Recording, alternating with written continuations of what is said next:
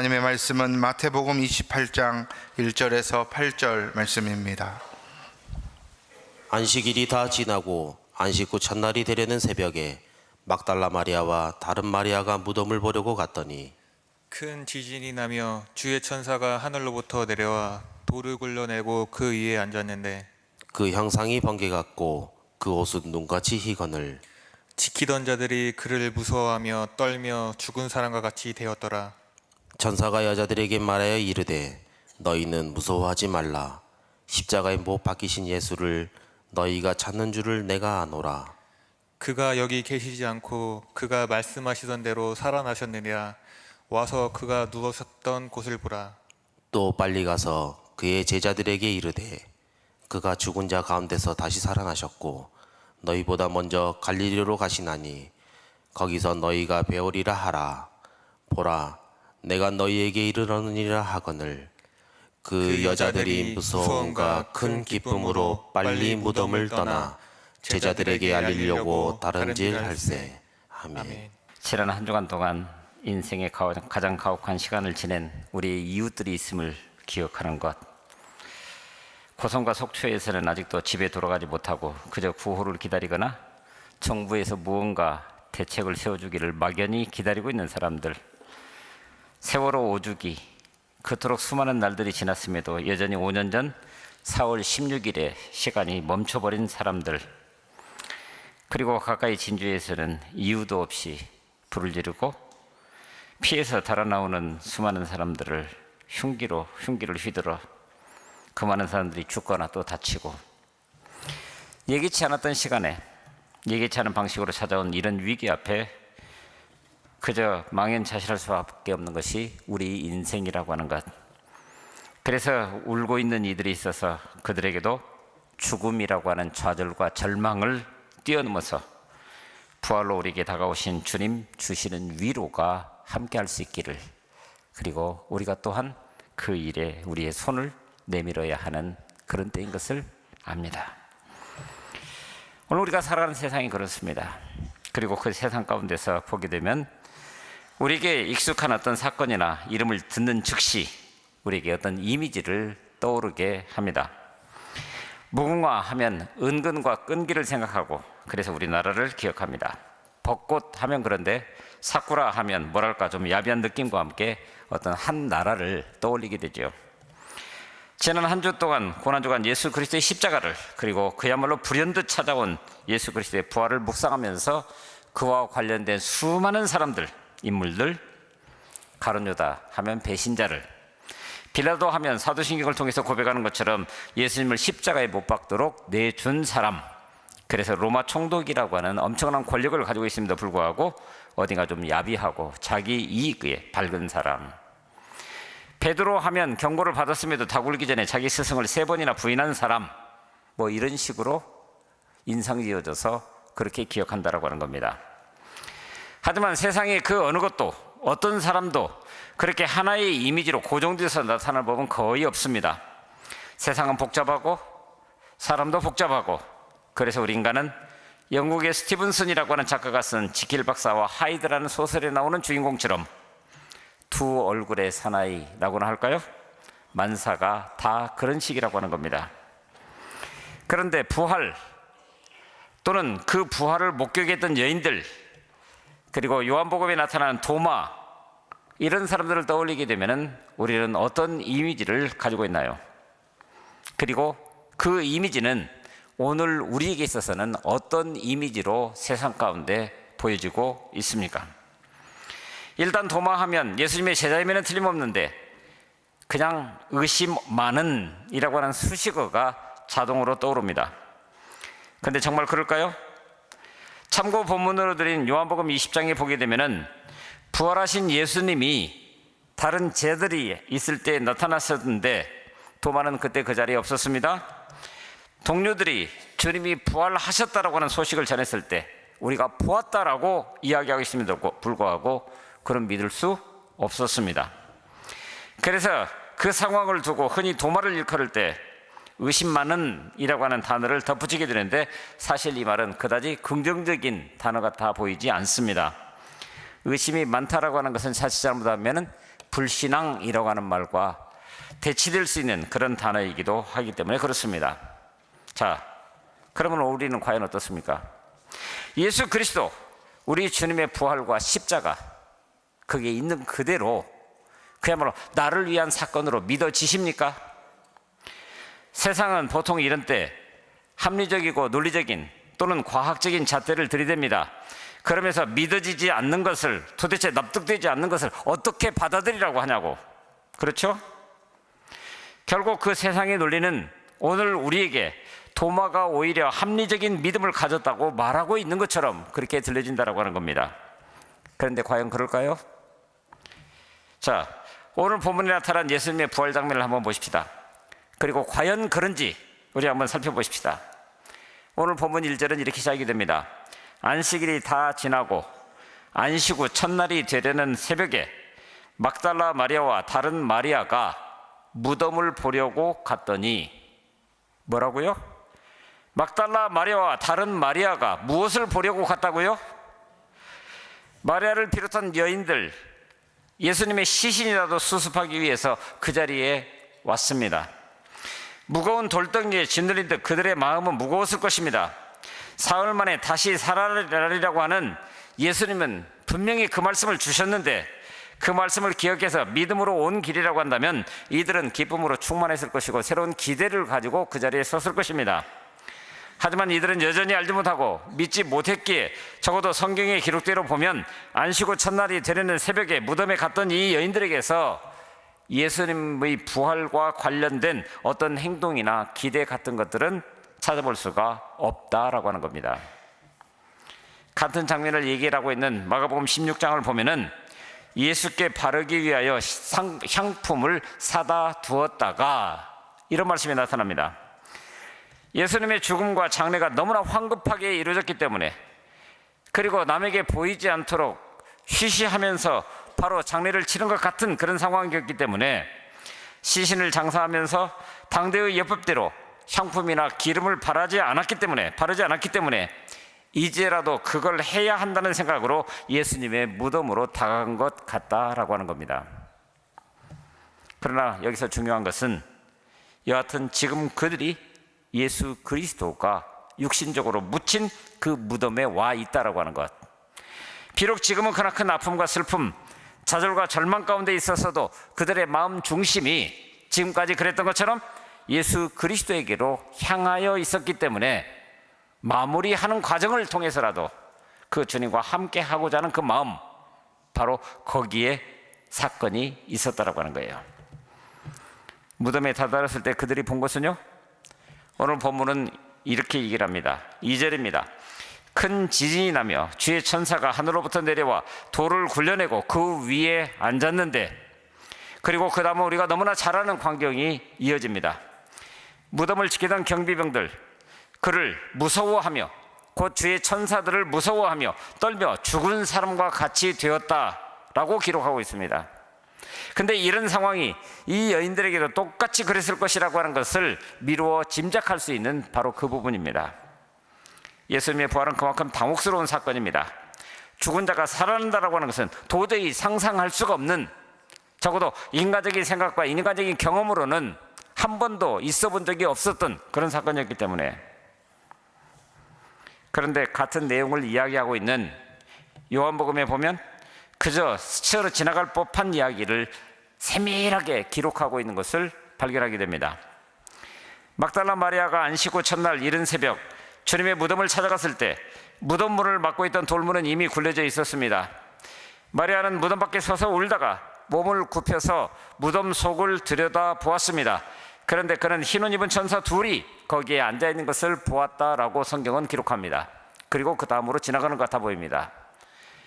그런데 놀랍게도 사도 요한은 그 장면을 세밀하게 묘사하면서 그 흰옷 입은 두 천사가 요한복음 20장 20절에 보면은 한 천사는 예수의 시신이 놓여있던 자리 머리맡에 있었고 다른 하나는 발치에 있었다라고 세밀하게 기록하고 있다는 거예요.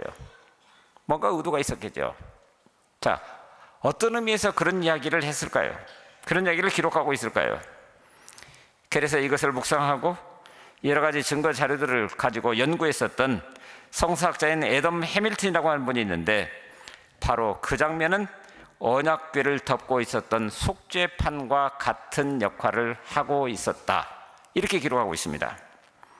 속죄판 혹은 속죄소라고 하는 것은 그 백성을 만나러 오시는 하나님의 임재를 상징합니다.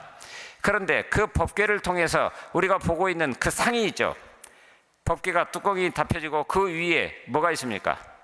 두 그룹이 서로를 바라보면서 마치 그 하나님의 임재를 기다리면서 기대하고 그리고 그것을 지켜가고 있는 것처럼 그런 형상을 하고 있다라고 하는 거예요. 그래서 애덤 해밀턴은 시신의 머리맡과 발치에 있던 두 천사가 바로 그 그룹의 역할을 감당하면서 하나님의 임재를 우리 가운데 있는 그대로 보여주고 있다, 이것을 얘기합니다. 그 의미는 너무나도 분명합니다.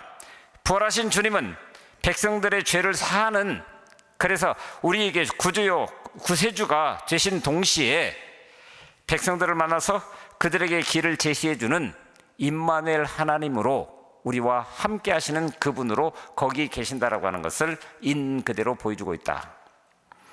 그래서 예수님의 십자가가 죽음조차도 막을 수 없는 사랑의 위대함을 보여주었다고 한다면, 부활은 그 죽음을 넘어서서 영원한 생명의 신비를 우리 가운데 허락해 주셨고, 오늘 우리가 그 신비를 살아가는 과정 중에 있다라고 이야기하고 있다고 하는 겁니다. 그래서도 여기 중요한 것은 바로 그 천사가 전하는 그 말입니다. 6절입니다. 그가 여기 계시지 않고 그가 말씀하시는 대로 살아나셨느니라. 와서 그가 누우셨던 곳을 보라. 너희가 여기 왜 왔는지 잘 알지만 현실은 이렇다. 그 주님이 다시 사셨다. 바로 그 말이겠죠? 천사는 이어서 지금 눈앞에 펼쳐진 이 사건이 도대체 뭐가 뭔지 잘 모르는 것 같은 이 여인들에게 말합니다. 7절, 또 빨리 가서 그의 제자들에게 이르되 그가 죽은 자 가운데서 살아나셨고 너희보다도 먼저 갈릴리로 가시나니 거기서 너희가 배우리라 하라. 보라, 내가 너희에게 일러느니라. 예수님의 부활에는 명백한 증거가 있었습니다. 그 증거가 인간적인 눈으로 현실적으로 납득이 되든 안 되든 그것은 중요한 문제가 아닙니다. 인간이 그 어느 누구도 경험해 보지 못한 바로 우리 주님의 부활이기 때문입니다. 그러나 그 증거가 우리 앞에 밝히 드러나 보여지게 됐을 때 우리는 그 증거를 마음에 담고 마땅히 해야 할 일이 있다라고 하는 겁니다. 가야 합니다. 그 증거를 수많은 사람들이 알 수 있도록, 적어도 이른 아침 일련의 사건을 통해서 이제는 그 마음의 증거를 지니게 된 이 여인들, 이제는 무덤에 올 때하고는 사뭇 달라진 채로 세상을 향해서 뛰어 내려가고 있는 모습을 보게 됩니다. 8절입니다. 메시지 성경으로 읽어드립니다.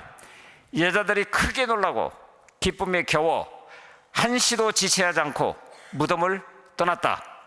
그들은 제자들에게 전하려고 달려갔다. 여러분, 그 무덤은 이제 더 이상 의미가 없습니다. 주님이 계시지 않기 때문입니다. 그러므로 이런 증거를 오늘 우리가 여전히 똑같이 확인하고 있다고 한다면 이제는 우리 차례입니다.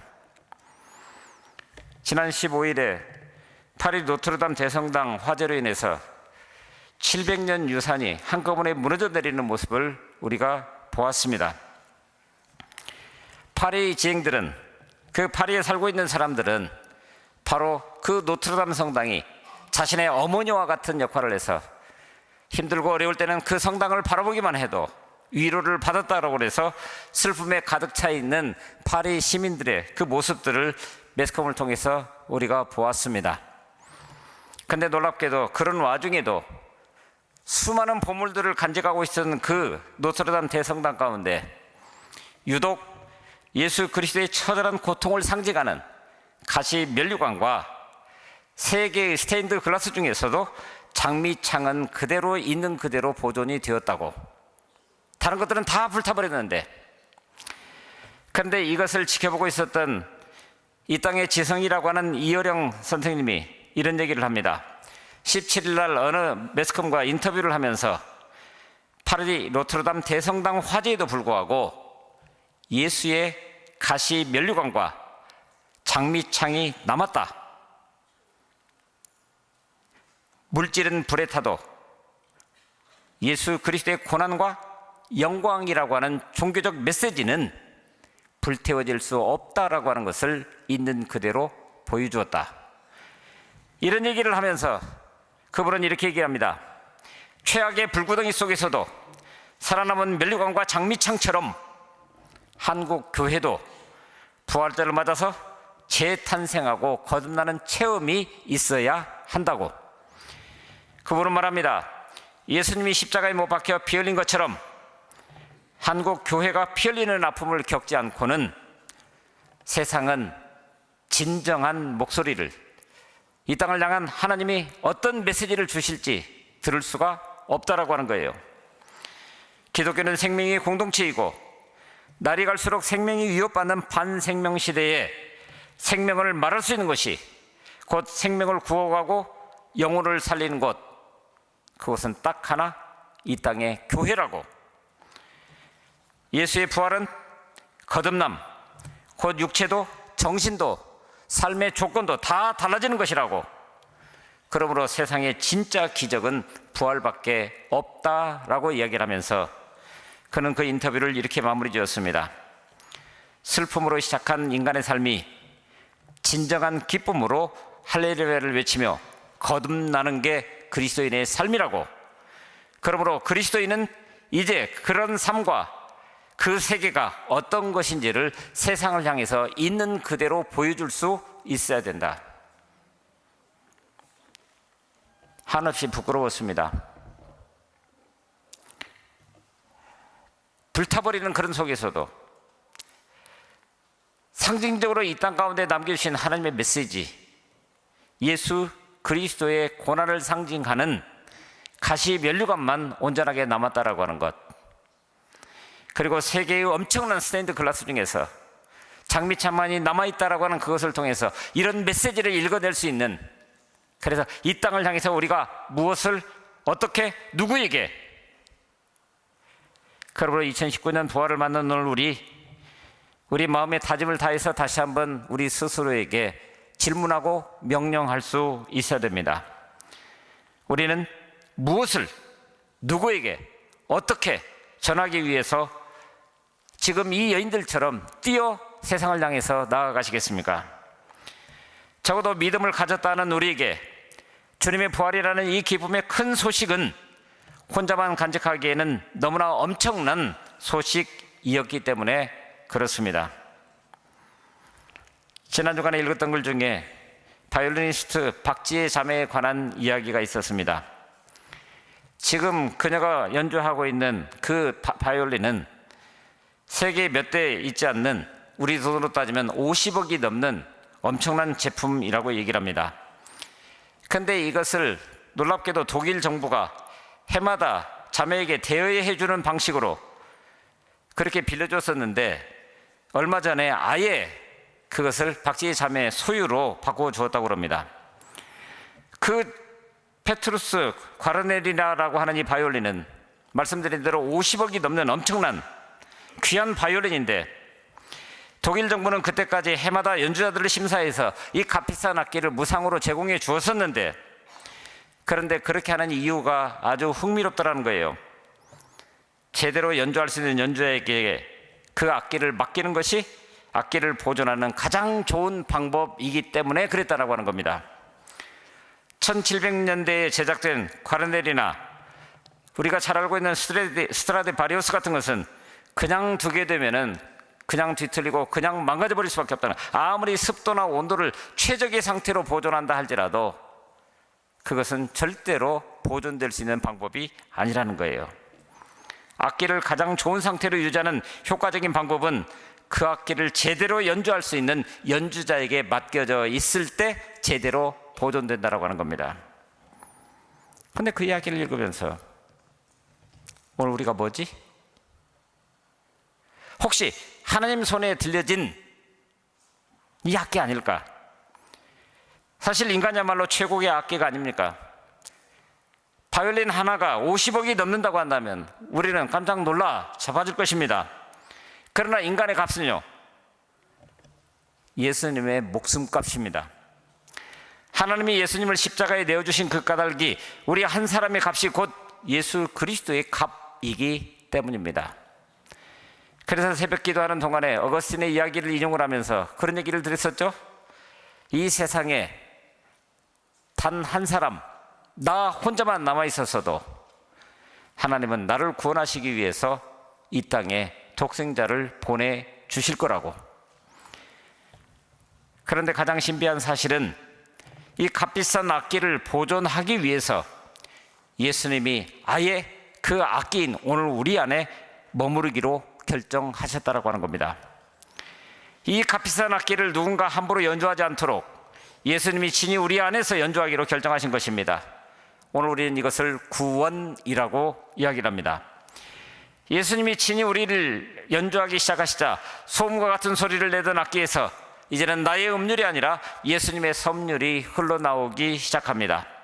이 천상의 음률과도 같은 소리가 예수 그리스도의 부활을 맞는 오늘 우리의 기쁨입니다.